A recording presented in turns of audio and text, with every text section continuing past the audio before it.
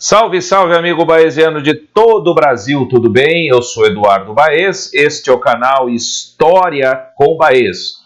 Nós vamos falar sobre o processo de independência do Brasil, o período joanino e a regência. Para tanto, deixa eu mostrar para você como é que a gente vai começar. Olha só, olha eu aqui, tudo bem? Chegamos, processo de independência do Brasil. Você que está chegando por aqui no canal História com Baez, pela primeira vez, se você ainda não é inscrito no canal, inscreva-se agora antes de começar a aula. Já deixa um joinha para mim que me ajuda muito e não esqueça de ativar as notificações, o sininho das notificações para você receber as próximas aulas. Ocasionalmente, aliás, na prática mesmo, temos aulas ao vivo na segunda-feira. No entanto, essas aulas estão tendo algum problema por uma questão de compromissos profissionais que eu tenho. Então, estou gravando essas aulas e deixando disponibilizadas nos horários que elas teriam que ser ao vivo. Então, você está recebendo essa aula, possivelmente numa segunda-feira, às 9h30 da noite, mas em algum outro momento você também vai ter condições de participar ao vivo, ok? Então, se inscreva, deixe um joinha e ative as notificações. Na descrição deste vídeo, você vai encontrar o PDF desta aula para você poder acompanhar e não sair copiando loucamente por aí, nem precisar ficar fazendo um monte de print. Você já vai ter todo o PDF da aula disponível para você poder acompanhar, tá bom? Então vamos lá, período joanino e o processo de independência do Brasil. Nós estamos falando aí de um momento da história mundial, não é apenas a história do Brasil, mas é a história mundial no momento em que nós vivemos a transição do século XVIII para o século XIX. Esse momento da transição do século XVIII para o século XIX nos traz uma série de alterações na antiga ordem estabelecida desde o final da Idade Média e início da Idade Moderna. No final da Idade Média, no início da Idade Moderna, se estabeleceu um modelo estrutural denominado de Antigo Regime, ou Ancien Regime, se você preferir. O Antigo Regime europeu se fundamentava politicamente no absolutismo monárquico e economicamente no mercantilismo ou capitalismo comercial. Este modelo ele perdurou até meados do século XVIII. Fundamentalmente mantido pelos negócios da burguesia aliados aos interesses do rei na formação desses estados nacionais. De todos esses estados nacionais que se formaram no final da Idade Média, no início da Idade Moderna, a França talvez seja a maior expressão deste antigo regime em todas as suas estruturas. É justamente na França que, a partir do século XVIII, começa a se difundir intensamente um pensamento antagonista ao pensamento absolutista. Esse pensamento é chamado de ilustração ou iluminismo. O pensamento iluminista vai se contrapor às estruturas do antigo regime. Vai se contrapor ao absolutismo monárquico, ao propor um parlamentarismo, uma monarquia constitucional, um modelo republicano em alguns casos. Vai se contrapor ao mercantilismo, ao propor a separação Estado-economia, a liberalização do Estado da economia e da economia do Estado. Daí a ideia de pensamento liberal. Liberal do quê? Liberar o Estado da economia. Então, neste momento do século XVIII, o que nós chamamos de iluminismo está se difundindo pela Europa. É bem verdade que os primeiros lampejos desse iluminismo, embora a França seja a grande estrutura de difusão, eles vão começar a acontecer também um pouquinho antes numa certa ilha localizada do outro lado do Canal da Mancha.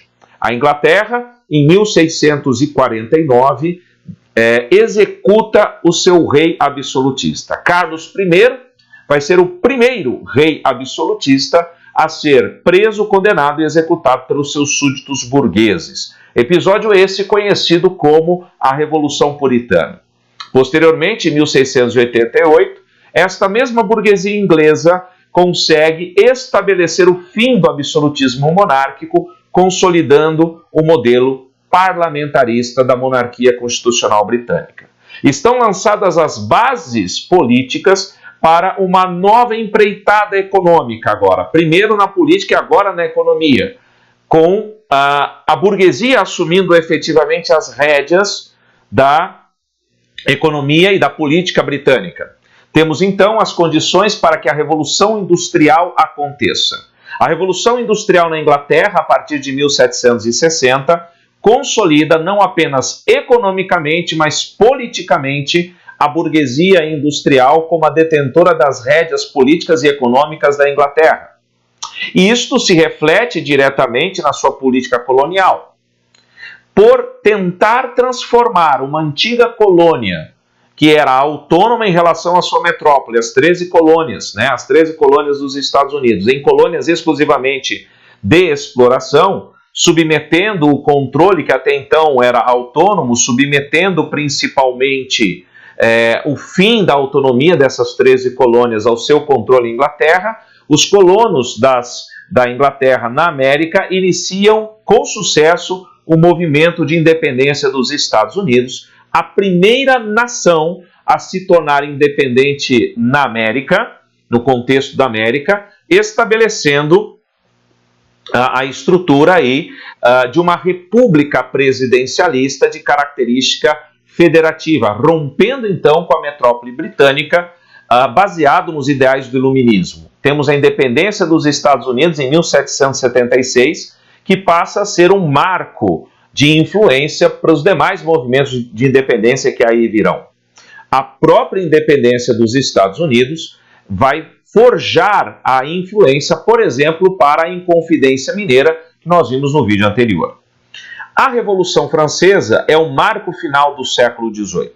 Ela começa em 1789, se estende até 1799, quando um jovem general ele assume o poder na França, pondo fim à experiência revolucionária, um jovem general chamado Napoleão Bonaparte. Na esteira da Revolução Francesa, uma outra nação americana faz a sua independência. Estamos falando do Haiti. Em 1791, em meio a todo o problema gerado pela Revolução Francesa, o Haiti consegue a sua independência de forma inédita.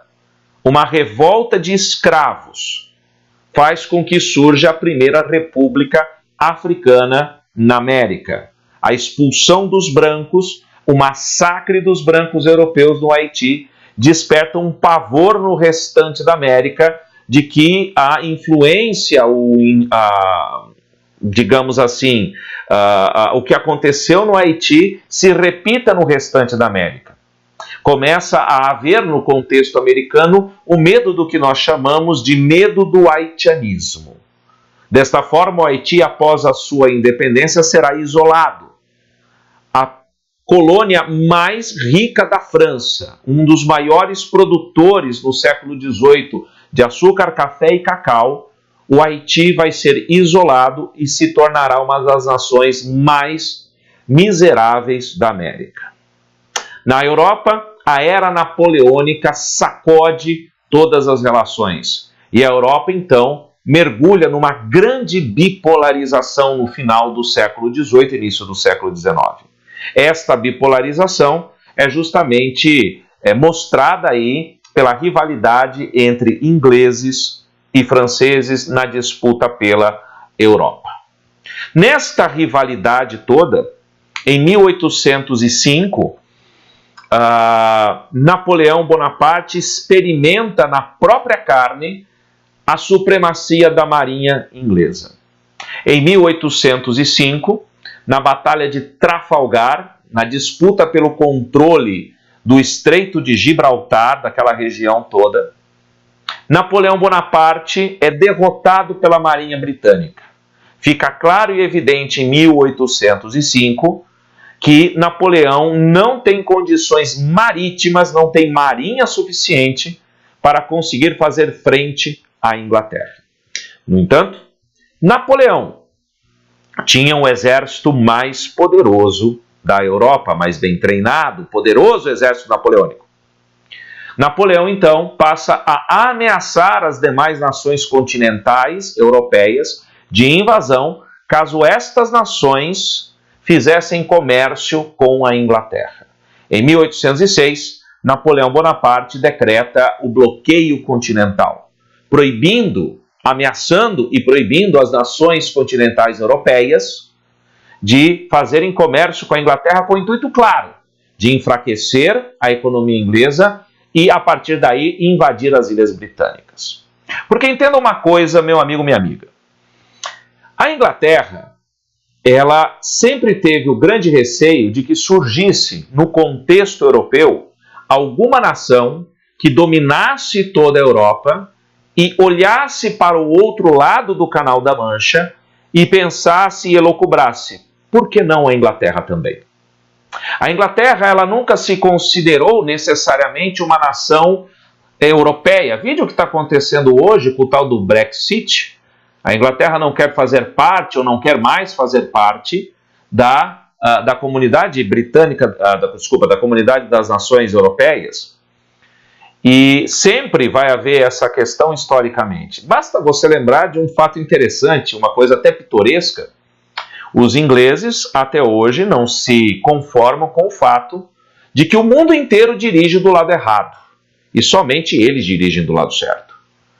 A hora mundial está adiantada ou atrasada em relação ao horário inglês. Se você pegar o mapa mundi na projeção de Mercator, você verá que o centro do mundo são as Ilhas Britânicas. Eu tinha um colega de faculdade, um filho de inglês, ele era inglês, nascido no Brasil, criado no Brasil, mas inglês, né? Ele fazia faculdade conosco, com a nossa turma lá na Unicamp, nos idos da década de 90, e o John, como ele chamava-se John, um nome muito comum, né? Ele mantinha junto com ele sempre um radinho de ondas curtas. Não sei se você sabe, neste momento do ano de 2019, que estamos gravando este vídeo, esta aula, o que é um radinho de ondas curtas, né? Você é do tempo já do smartphone, dos aplicativos, né? Nós não tínhamos isso lá na década de 80, década de 90 do século 20. E o John andava com seu radinho de ondas curtas e a gente ficava encafifado com aquilo, sabe? Porque ao andar com o seu radinho de ondas curtas, né, vira e mexe, ele ficava ouvindo o canal internacional da BBC. E a gente perguntou para ele, né, John, por que você fica andando com isso, né? Qual a razão de você ficar ouvindo o canal da BBC? Isso, estou falando de década de 80 do século 20. E uma vez o John me confidenciou o seguinte. Ele disse para mim o seguinte: toda vez que está dando alguma coisa errada, que alguma coisa está fora do lugar aqui no nosso contexto brasileiro, eu ligo no canal da BBC Internacional e escuto o prefixo da BBC dizendo o seguinte, meu inglês é muito ruim, mas vamos lá. This is London, this is London. E aí a frase dizia, aqui é Londres, né? Aqui é Londres, chamando todos os súditos de Sua Majestade espalhados pelo redor da Terra. Esse era o prefixo da BBC. E o John dizia que quando ele ouvia esse prefixo da BBC, ele tinha a certeza de que em algum lugar do mundo os trens estavam saindo no horário, todo mundo estava fazendo o que tinha que ser feito e não havia nenhum tipo de empecilho a que a vida corresse da forma como deveria correr. Esse é o pensamento que você tem, ok?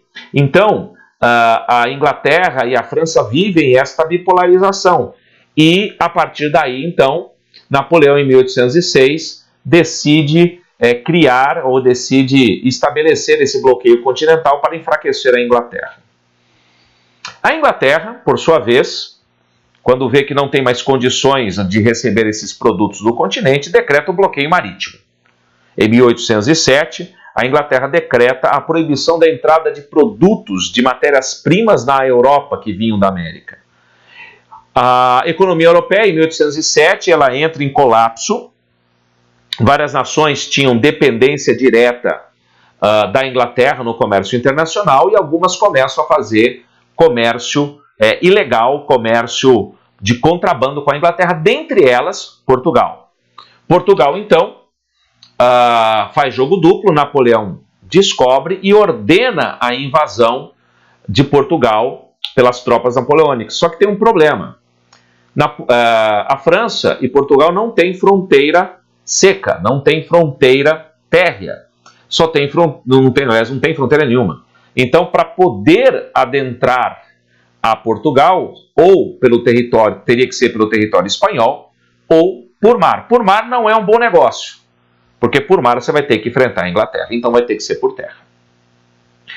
Atravessam o território espanhol com a anuência da Espanha inicialmente, é assinado um tratado secreto entre espanhóis e franceses, chamado Tratado de Fontainebleau, que permite que a França atravesse com seus exércitos e domine Portugal. Posteriormente, Portugal seria dividido entre espanhóis e franceses. Com isso, a família real, sabendo disso, transfere a sede do governo português para o Rio de Janeiro. Então, o período joanino, como você vê ali, é definido pela presença, pelo período em que a família real portuguesa e a corte, não apenas a família real, a corte instalou-se no Brasil. O governo português veio para o Brasil. Então veja só, quando isso acontece, tudo irá mudar. Mas antes, deixa eu só te contar o que aconteceu com a Espanha. Quando Napoleão está com seus exércitos na Espanha, o exército napoleônico é comandado nesse momento, na Espanha, por José Bonaparte, irmão de Napoleão, e por um general chamado Junot. Eles entendem que a Espanha está totalmente enfraquecida e decidem então dominar também a Espanha. A Espanha cai sob domínio espanhol e o rei da Espanha tem que fugir, deposto, e foge. Primeiro é preso, depois consegue fugir em direção à Áustria e ficar ali até a queda de Napoleão. Ele vai ficar exilado por ali. A família real vem para o Brasil. E aqui vem uma discussão que precisa ser feita e que os vestibulares trazem muito, o próprio Enem traz muito. A família real, ela se transferiu para o Brasil, ela fugiu ou ela não fugiu? Veja só, a ideia de transferir a família real, a corte portuguesa, para o Brasil ou para alguma colônia além-mar, não é uma ideia nova.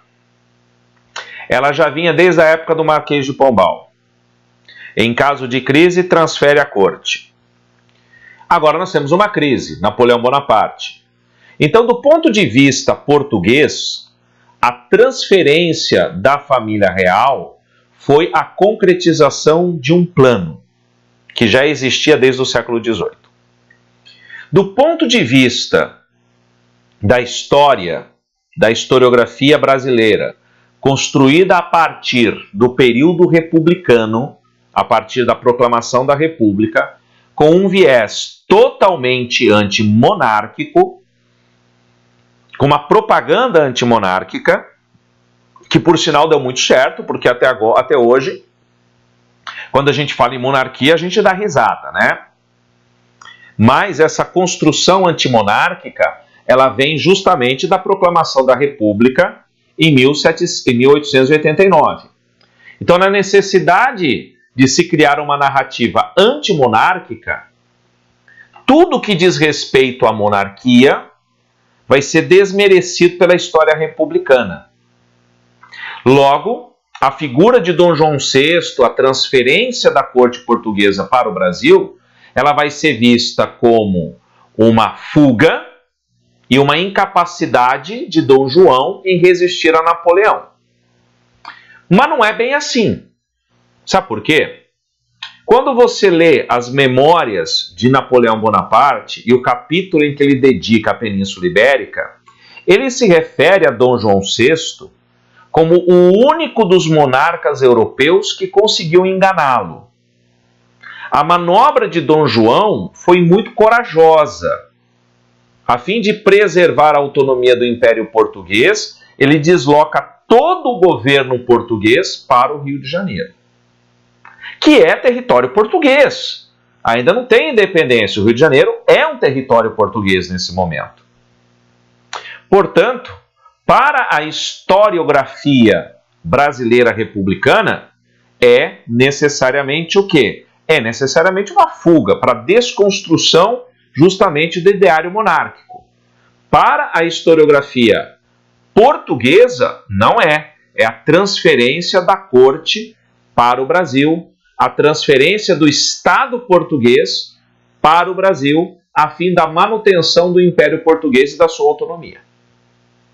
Chegando no Brasil em 1808, Dom João já dá demonstrações claras de que o Brasil deixou de ser a colônia para se tornar a metrópole. Aliás, a transferência da corte portuguesa para o Brasil cria uma situação denominada de inversão americana. O que é essa tal inversão americana? O que antes era a colônia tornou-se a metrópole.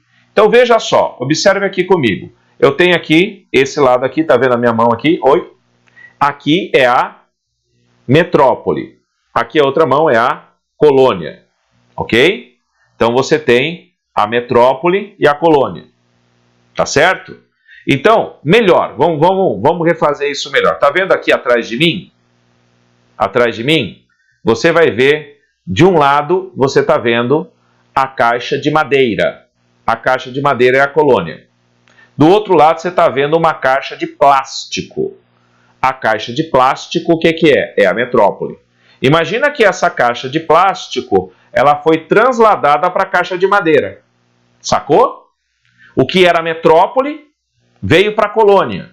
E o que era colônia virou metrópole. O que eu tenho aqui? O que nós chamamos de inversão americana. O que antes era colônia, tornou-se uma metrópole. E aí, em 1808, Dom João prova isso, abrindo os portos às nações amigas. É bem verdade que as nações amigas são Inglaterra, Escócia, País de Gales e Irlanda, o tal do Reino Unido. Mas abrindo as nações amigas e estabelecendo a liberdade industrial.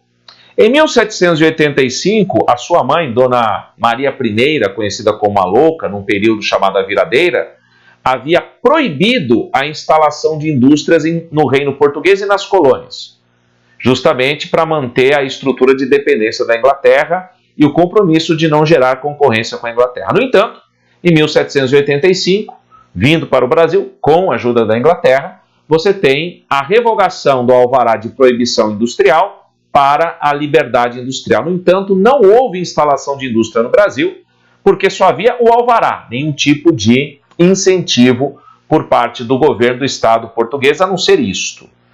Vale lembrar que há uma grande dependência dos produtos ingleses aqui, nesse contexto.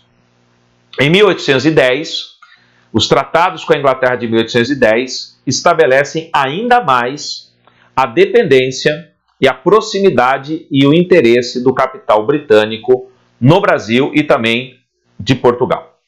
O Tratado de Aliança e Amizade regulamenta as ações empreendedoras e os investimentos de ingleses no Brasil. Porque entenda uma coisa, Portugal era um país, era uma nação oficialmente católica. Uma nação oficialmente católica não permitia que indivíduos não católicos exercessem atividade remunerada no Brasil.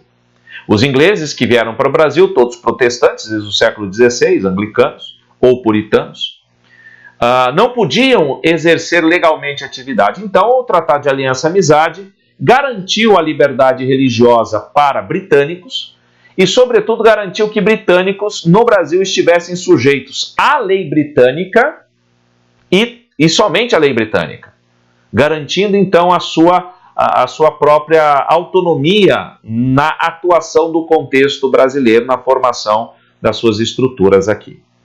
Também no Tratado de Aliança e Amizade e no Comércio e Navegação, nós já temos menções à extinção do tráfico negreiro. Vale lembrar que a Inglaterra extinguiu o tráfico negreiro em 1807. Em 1810, o Brasil já faz menção à possibilidade de extinguir o tráfico negreiro, mas ele não será extinto. Essas leis são as chamadas, posteriormente vamos chamar de leis para inglês ver, sobretudo na questão do tráfico. O Tratado de Comércio e Navegação faz com que o comércio marítimo e, sobretudo, a importação de produtos manufaturados sejam algo de preferência do comércio inglês, né? Todos os produtos de importação para o Brasil pagam taxas para entrar no Porto do Rio de Janeiro. As demais nações que não as inglesas pagarão, ou pagavam, melhor dizendo, 24% ad valorem no preço do seu produto. Em outras palavras, se a Alemanha quisesse mandar chopp para cá, para pagar, para entrar no Brasil, o chopp, vamos supor, custava R$100. A Alemanha tinha que pagar R$24 para o governo brasileiro para entrar com o seu produto aqui, com o seu chopp aqui. Se alguma colônia portuguesa da África mandasse produtos para o Brasil, esta colônia teria que pagar 16% em cima do valor do produto transportado. No caso do produto inglês, ele vai pagar apenas 15%. A menor taxa ficava com os produtos ingleses. Num dos vários exercícios sobre o assunto, tem um texto muito interessante, tem um exercício muito interessante que já passou por vários vestibulares, que traz um trecho do diário de Maria Graham. Maria Graham foi uma viajante inglesa que fez um diário de viagem, publicou, isso era muito comum na época. E nesse diário de viagem ela conta que no Rio de Janeiro, ela escreve no ano de 1821, um ano antes da independência, que no Rio de Janeiro ela se surpreendeu com o valor das mercadorias encontradas no contexto aí do Rio de Janeiro, né? As mercadorias eram estabelecidas principalmente com valores muito parecidos com os valores britânicos. Ela diz literalmente no seu diário o seguinte: andando pelas ruas do Rio de Janeiro, saltam aos olhos as palavras superfino de Londres, tecelagens, vasos de barro, cerâmicas, ferragens, todas encontradas no comércio do Rio de Janeiro com um preço um pouco acima ou às vezes até igual aos preços praticados em Londres.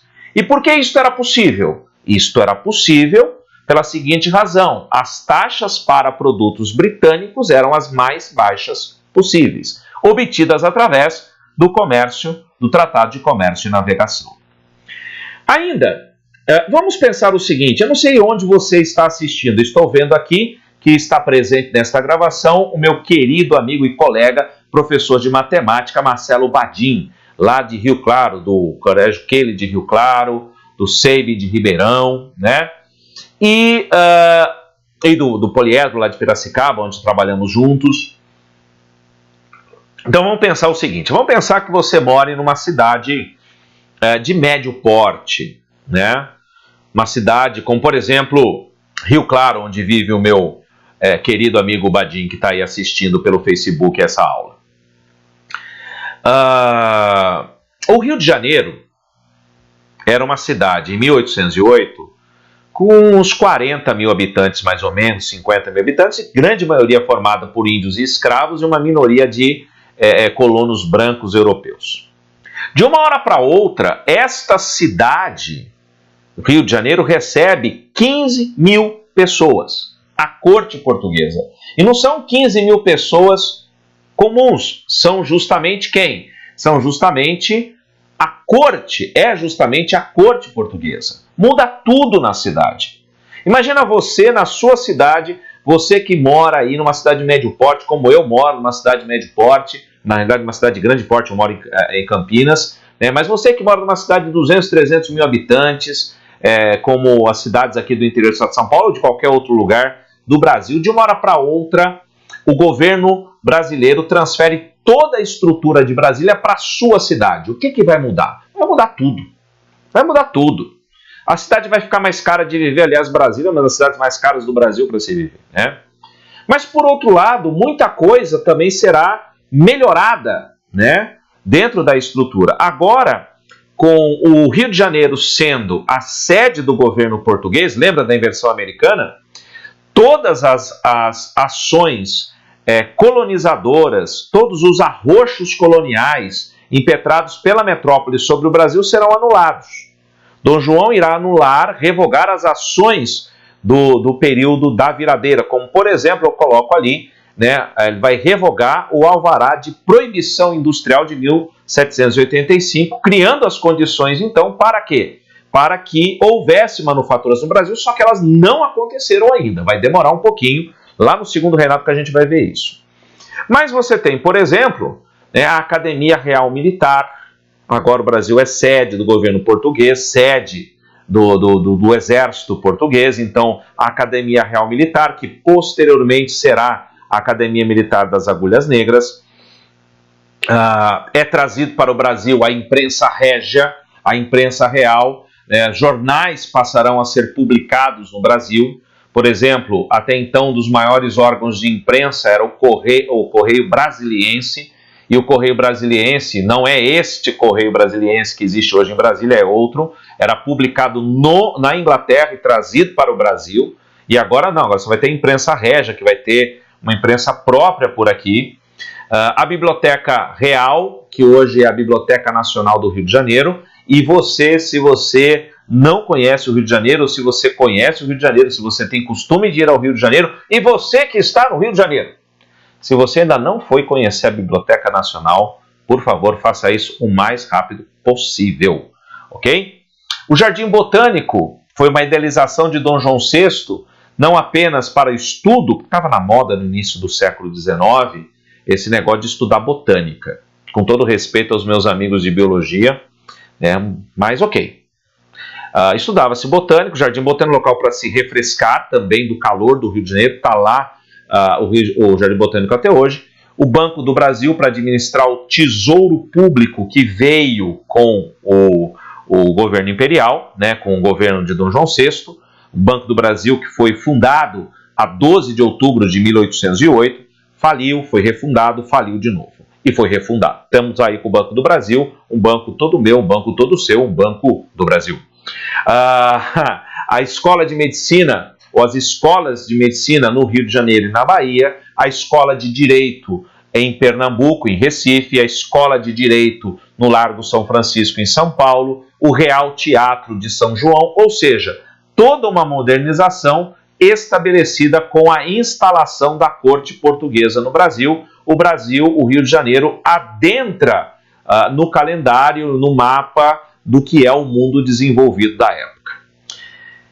Um ponto interessante que nos chama a atenção é que o Rio de Janeiro, senhoras e senhores, que tem um clima característico, né? Você, meu amigo do Rio de Janeiro, que deve estar assistindo esta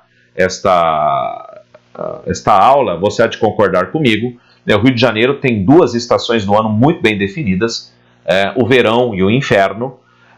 Imagina você tendo que assumir costumes europeus do Rio de Janeiro, como o uso de casaca, como o uso de cartola, como o uso de luvas, né, sobretudo no calor do Rio de Janeiro. Além dos anglicismos, dos francesismos, as mulheres com as roupas características europeias vão sofrer com o calor, mas será introduzido esse conjunto de costumes vindo com esta família real. O Rio de Janeiro fica muito caro, né, por ser sede do governo português. O crescimento populacional vai ser intenso, vai haver uma necessidade de você acomodar esta população nobre no centro do Rio de Janeiro, próximo ao Palácio Imperial. Não há espaço para todos, há uma grande quantidade de desapropriações que leva a população mais abastada do Rio de Janeiro a ocupar os morros próximos. É nesse período que começa a ocupação da Tijuca, de Santa Teresa, né? E num segundo momento, só na proclamação da República, que outros morros serão ocupados, mas desta vez pelas comunidades chamadas de favelas, mas esse será o deslocamento da população mais pobre. Para garantir o apoio da elite local, o Dom João ele vai começar a distribuir cargos públicos e títulos de nobreza, né, para os nobres, para os fazendeiros, para a elite local, atraindo seu apoio.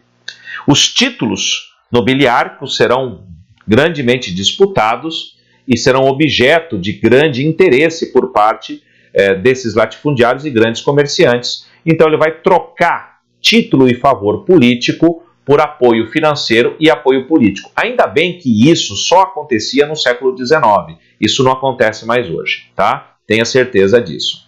E para manter o povo, para manter a corte no Rio de Janeiro, se manter, é necessário você buscar recursos com aumento de impostos. O que leva ao descontentamento nas áreas mais periféricas, por exemplo, em Pernambuco, que por conta disso, em 1817, vai irromper numa revolta contra a presença da família real na região do Rio de Janeiro. Contra a região no Rio de Janeiro, mas a revolta vai acontecer lá em Pernambuco. Um dado interessante que eu quero te trazer aqui é que entre 1816 e 1817, depois da derrota de Napoleão e do restabelecimento das relações com a França, a França agora absolutista novamente, a França vai enviar ao Brasil uma missão artística. 2 artistas são importantes aqui: Jean-Baptiste Debré e Nicolas Tunat. Eles vão ser responsáveis por retratar a vida de uma corte portuguesa nos trópicos. O Debré, que são as primeiras imagens que eu vou te mostrar aqui, vai nos trazer a vida cotidiana, o que era o cotidiano do Rio de Janeiro no século XIX com a corte portuguesa. A primeira imagem que você tem aqui, a imagem de uma família abastada, senhora de escravos, o cenário do cotidiano, você vê ali a Sinhá sendo abanada pelos escravos, os escravos domésticos, Você que está assistindo essa aula pelo Facebook ao vivo, você não está vendo isso, mas depois você pode olhar lá no YouTube, está tudo lá no YouTube para você, tá?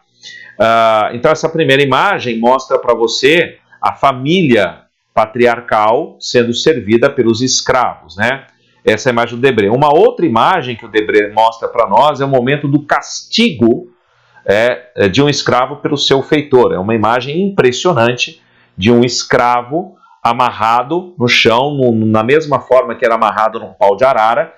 O pau de arara é uma forma de imobilização em que você passa uma trave debaixo da dobra dos joelhos da pessoa e encaixa a dobra dos cotovelos dessa pessoa e amarra. Ela fica totalmente imobilizada e a imagem de um feitor açoitando esse escravo.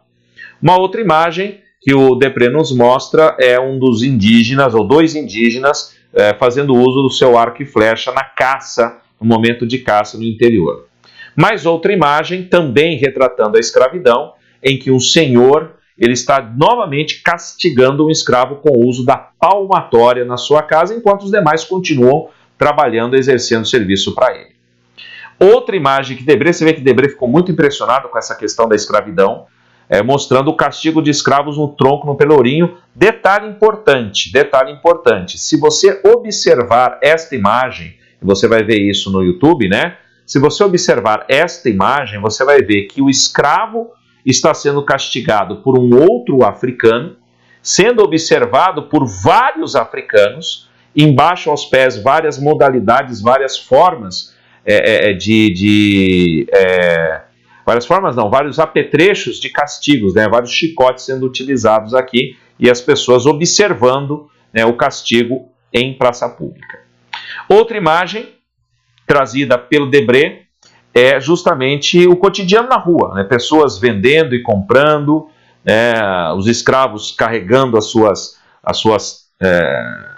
barricas e tudo mais. Bem, agora uma outra imagem que eu tenho aqui, essa já é do Tunat, mostrando aí a paisagem do Rio de Janeiro a partir da vista do Morro da Glória. Aqui você tem uma outra imagem do Convento da Glória, do alto do Convento da Glória, tendo ao fundo o Morro do Pão de Açúcar, o famoso Morro do Pão de Açúcar, obviamente sem o bondinho no século XIX. Mais uma imagem do Morro do Pão de Açúcar, uma outra vista, a paisagem do Rio de Janeiro do século XIX. Outra imagem agora de longe, você vê o Monteiro da Glória. São imagens que vão ser mostradas para você. Então o que você tem que fazer? Você tem que ir lá no Google Imagens e escrever Missão Artística Francesa 1816. Você vai ter todas as imagens catalogadas. É bom que você veja porque essas imagens aparecem muito nos exames vestibulares. Tudo bem? Saindo das transformações culturais, das mudanças culturais, vamos olhar para a questão interna. Internamente, formou-se uma classe política local decorrente da distribuição de títulos nobiliárquicos. Em 1815, com a derrota definitiva de Napoleão, as nações que derrotaram Napoleão se reuniram num congresso chamado Congresso de Viena e passaram a pressionar a restauração das monarquias absolutistas. No caso de Portugal, o rei absolutista estava na América, estava aqui no Brasil, e não queria saber de voltar para Portugal de jeito nenhum. Dom João VI se tornou efetivamente rei aqui no Brasil. Ele era muito querido, era uma figura muito popular aqui no Brasil. Cara, o cara é rei no Brasil, velho. Rei. Rei no Brasil e no Rio de Janeiro. O sujeito tinha camarote VIP no Maracanã. Todo ano era convidado para ser destaque em alguma escola de samba no Sambódromo. Vira e mexe estava no encontro da Fátima Bernardes fazendo uma receita diferente, juntamente também com a Ana Maria Braga. Extremamente popular, Dom João VI. Ele não queria saber de voltar para o Brasil, de voltar para Portugal. Queria ficar no Brasil. Então, em 1815, para reagir a todas essas características de pressão na Europa para a restauração da monarquia europeia, das monarquias europeias, Dom João eleva o Brasil à categoria de Reino Unido. Antes o Brasil era vice-reino, agora ele se torna Reino Unido. De fato, ele se torna parte direta do processo de independência. Ele se torna agora sede do Império Português, de fato, ao se tornar Reino Unido. E Dom João, então, responde a esta pressão europeia e decide ficar no Brasil. Externamente, a situação também transpõe para a América o cenário de tensão na Europa. Assim que Dom João VI chega ao Brasil, já em 1807, ele abre os portos em 1808, chega no finalzinho de 1807 e início de 1808. Ele ordena a anexação da Guiana Francesa. Já que Napoleão anexou o território português, Dom João vai mandar anexar um território francês na América, que vai ser devolvido em 1815 para a França, uma vez que ela se livrou de Napoleão e desocupou o território português. Em 1817, Carlota Joaquina, esposa de Dom João VI, reivindica para si os direitos de sucessão da coroa espanhola e os seus direitos sobre as Províncias Unidas do Prata. Dom João tem interesse também na região do Uruguai, lembrando que o Uruguai foi parte do Brasil lá no século 17 e 18. Dom João ordena então a invasão do Uruguai, que passa a fazer parte do território brasileiro com o nome de Província Cisplatina. A província Cisplatina ficará sob domínio português e posteriormente brasileiro até 1828. Você já deve ter lido, já deve ter ouvido falar de um livro chamado Memórias de um Sargento de Milícias. Memórias de um Sargento de Milícias começa com uma frase interessante. Era no tempo do rei. Que rei? Dom João VI. E que memórias este sargento de milícia está evocando? As memórias das guerras na Cisplatina. Primeiro, da anexação e, posteriormente, da Guerra de Independência, que vai acontecer em 1828, em que a Cisplatina se separa do Brasil e se proclama República do Uruguai. Ok? Muito bem. Você pode estar se perguntando nesse momento. E em Portugal, o que está acontecendo? Portugal, de 1807 a 1815, ficou sob domínio napoleônico. Organizou uma guerrilha contra Napoleão. Aliás, a guerrilha portuguesa e espanhola contra Napoleão foram terríveis. Enfraqueceram muito o domínio napoleônico até ele ser derrotado definitivamente. Em 1815, ao invés de Dom João voltar para Portugal, ele proclama o Brasil Reino Unido e faz com que, então, se estabeleça esse Reino Unido, descontentando os portugueses na península, achando que ele iria voltar. E entrega o governo de Portugal à Inglaterra, deixando ainda mais descontentes os portugueses. Pô, seu rei foi embora. Quando ele pode voltar, ele prefere ficar no Brasil e entregar o governo para a Inglaterra? Descontentamento generalizado. Em 1820, os portugueses peninsulares, na cidade do Porto, iniciou uma revolução de cunho liberal. A Revolução Liberal do Porto. Crise econômica, domínio britânico tirânico, Lord Beresford, são as causas desta revolução. E também o descontentamento para com a família real. A burguesia de Portugal, o exército que havia se formado contra Napoleão, o clero português, colocaria aqui também a nobreza que ali ficou, se unem e estabelecem um governo revolucionário.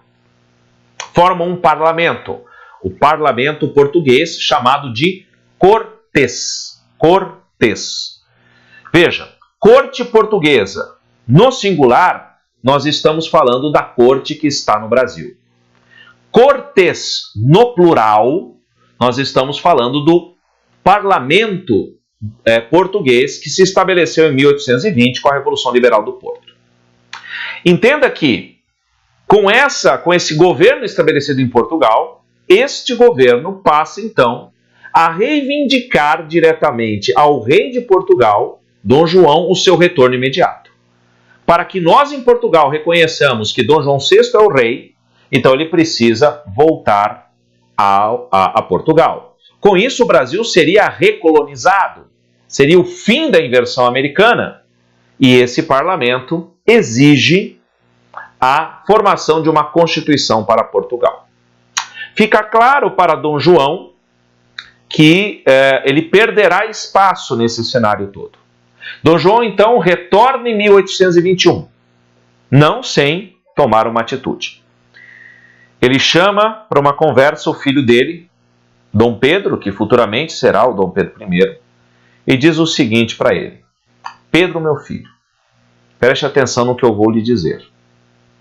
O Brasil se tornará independente de Portugal. Isto acontecerá, é um processo irrevogável. Lembre-se, meu caro aluno, você que está me assistindo aí, que neste momento toda a América Espanhola em volta do Brasil está se tornando independente. É uma grande onda que está acontecendo. E Dom João, observador disso, chama o filho e diz assim: Dom Pedro, o Brasil se tornará independente de Portugal. Vou deixar você aqui com uma missão. Se o processo de independência vier, e ele virá, eu quero que você comande o processo de independência e tome a coroa do Brasil para si. Não deixe que ela caia na mão de um aventureiro qualquer. É bom que ela caia nas suas mãos, porque pelo menos você, meu filho, vai me respeitar. E está aqui por detrás também um intuito claro de manter a coroa do Brasil nas mãos da família real portuguesa. Dom João em Portugal, Dom Pedro no Brasil. Dom Pedro, então, assume o governo do Brasil como príncipe regente, troque a palavra regente por governante, enquanto Dom João retorna a Portugal a fim de manter o trono em suas mãos. Durante o governo de Dom Pedro, que vai de 1821 até 1822, a chamada regência de Dom Pedro, as cortes de Portugal, o parlamento, pressionam uma recolonização imediata do Brasil. E, para tanto, é necessário que o príncipe regente Dom Pedro retorne a Portugal. Pressionam para que ele volte o tempo todo. Em janeiro de 1822, no dia 9 de janeiro de 1822, Dom Pedro recebe um abaixo-assinado pedindo para que ele fique. Esse abaixo-assinado é uma das maiores um dos maiores fakes que nós conhecemos, porque até morto assinou esse abaixo-assinado. Mostrando que as elites locais entendem que caso Dom Pedro volte, a recolonização é imediata, então eles pressionam para que ele fique. Sentindo o apoio das elites e sentindo o apoio popular nesse momento, Dom Pedro faz a sua seguinte frase: se é para o bem de todos e felicidade geral da nação, diga ao povo que estou pronto, diga ao povo que fico. É o dia do fico. Seria, ou é, melhor dizendo, um momento no qual Dom Pedro e o Brasil rompem formalmente já com Portugal, não obedecendo às ordens da corte. Em maio de 1822, o parlamento, a corte, melhor dizendo, aqui no Brasil, estabelece o decreto do cumpra-se juntamente com Dom Pedro, ou seja, toda e qualquer ordem ou ação ou lei que vier do parlamento de Portugal somente terá valor no Brasil se o Dom Pedro escrever nessa lei cumpra-se, só vale com o adendo do imperador, com autorização do imperador. O parlamento estabelecido no Brasil, o Senado que existe no Rio de Janeiro, dá a Dom Pedro, a partir daí, o título de defensor perpétuo do Brasil. É o primeiro passo para reconhecê-lo como governante único. Muito bem, o que mais vai acontecer? Em junho de 1822, aqui no Brasil, Dom Pedro convoca a Assembleia Constituinte, uma Constituição para o Brasil. Depois ela será convocada novamente em 1823, após a independência. Esta Assembleia Constituinte acaba se dividindo em dois grandes grupos. Os liberais, de tendência, os liberais de tendência voltada mais para a independência do Brasil, efetivamente, ligados ao partido chamado brasileiro, que advogava de forma clara a independência, e os conservadores, mais ligados ao partido português, que questionavam a validade ou não de uma independência. Alguns deles eram a favor, outros nem tanto. E temos dois líderes que despontam: Gonçalves Ledo, pelos liberais, e José Bonifácio, que se torna um artífice da independência, apesar de conservador. Aliás, vale muito a pena, recomendo aqui que vocês assistam um filme chamado Bonifácio. Está disponível aí nos streams. Devo fazer posteriormente até uma live ou alguma aula especificamente sobre José Bonifácio, que é uma figura muito interessante da história política brasileira. Em agosto de 1822, este mesmo Senado, juntamente com Dom Pedro, decretam ilegais tropas portuguesas no Brasil. Ilegais se elas desembarcarem no Brasil sem autorização de Dom Pedro, obviamente, é a ruptura definitiva. Dom Pedro se desloca para São Paulo para resolver algumas rusgas políticas e em setembro de 22 chega um ultimato das cortes para Dom Pedro. Esse ultimato leva Dom Pedro, então, incentivado por Bonifácio e por Leopoldina, à proclamação da independência. A proclamação da independência conclui um grande processo que começou lá em 1808, primeiro com autonomia econômica, abertura dos portos, depois com autonomia política, em 1815, com o Reino Unido, a elevação ao Reino Unido, até o rompimento definitivo com Portugal em 1808. Eu quero mostrar para você uma cena de um filme, e aqui eu peço que você tenha um pouquinho de paciência, que eu vou rapidamente aqui botar essa imagem para poder arrumar. Aguenta aí, não saia daí de jeito nenhum, né? Porque eu quero mostrar para você esta imagem, né? Para você poder assistir aí a dramatização deste momento, que é a história oficial, tá bom? Você que está no Facebook não vai conseguir assistir, mas você vai ver no YouTube depois, tá? Deixa eu ver se está tudo certo aqui. Está tudo certo aqui, vamos ver, abriu, beleza. Eu agora vou tirar a minha imagem congelada que está aqui. Você está me ouvindo aí? Atenção, olha só. Preste atenção aqui nesta imagem. Acompanhe, deixa eu sair daqui também, né? Você está me vendo aqui? Deixa eu sair da tela aqui, porque senão você vai se confundir, né? Eu quero que você assista. Só um instantinho aqui. Vou desaparecer, desapareci e já volto, assista aí o vídeo. 7 de setembro de 1822, às margens do Ipiranga, senhoras e senhores.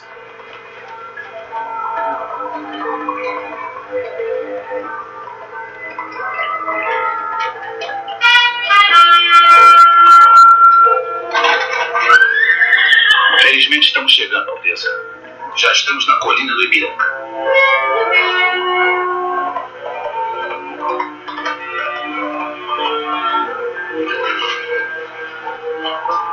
Tá no YouTube. Espero que você não tá vendo.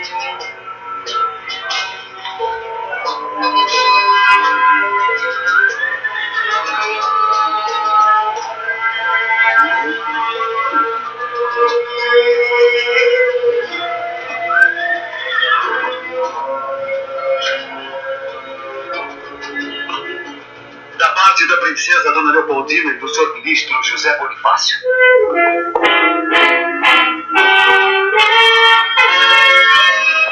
De Portugal nada mais temos a esperar, senão escravidão e horrores.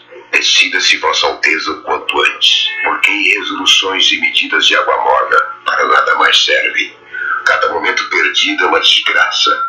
Só há 2 caminhos a seguir: partir para Portugal e entregar-se prisioneiro das cortes, ou ficar no Brasil e proclamar a independência.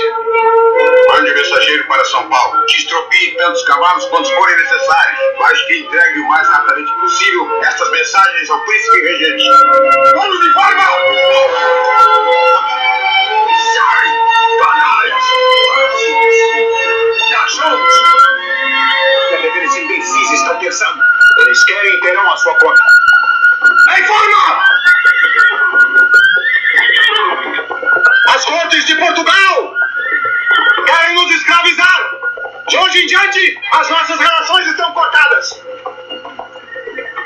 Eu nada mais quero do governo de Lisboa.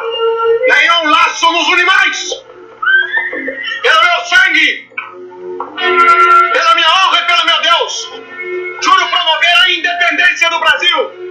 Independência ou morte! Independência ou morte!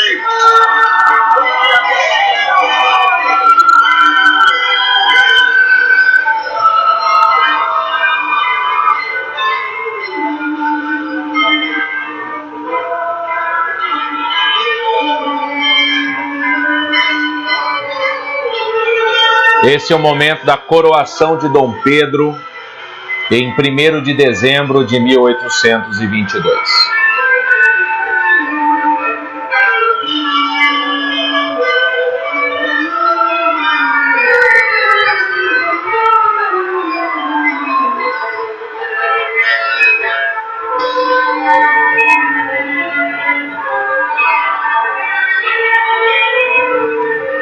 Muito bem.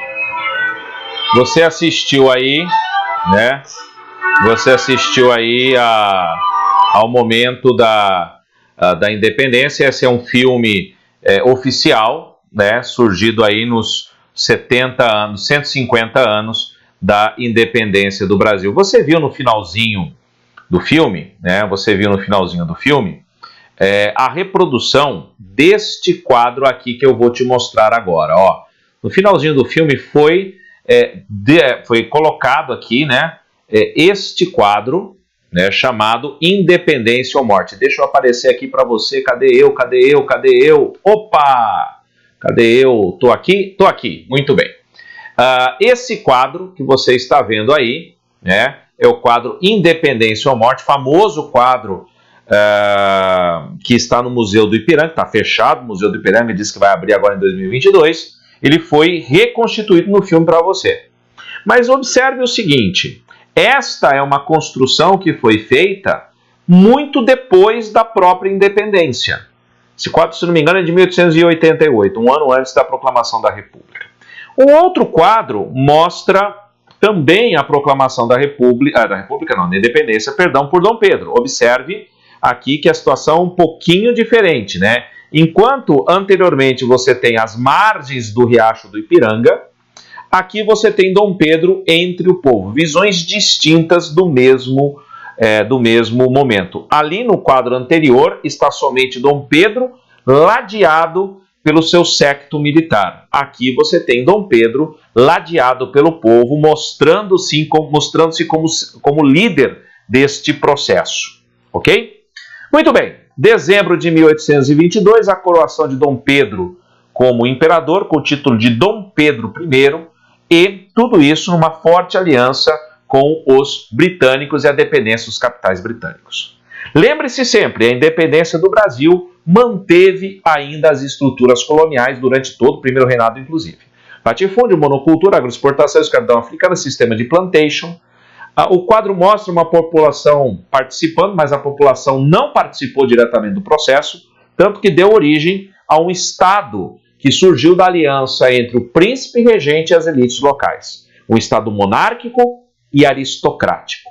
Esse Estado monárquico e aristocrático é o que nós vamos ver na próxima aula, quando eu falar para vocês sobre o chamado Primeiro Reinado. Ok? Muito obrigado, eu sou Eduardo Baez, este é o canal História com Baez. Não deixe de se inscrever, ativar o sininho, dar um like e nos acompanhar nas redes sociais. Um grande abraço, até o próximo vídeo. Tchau, tchau.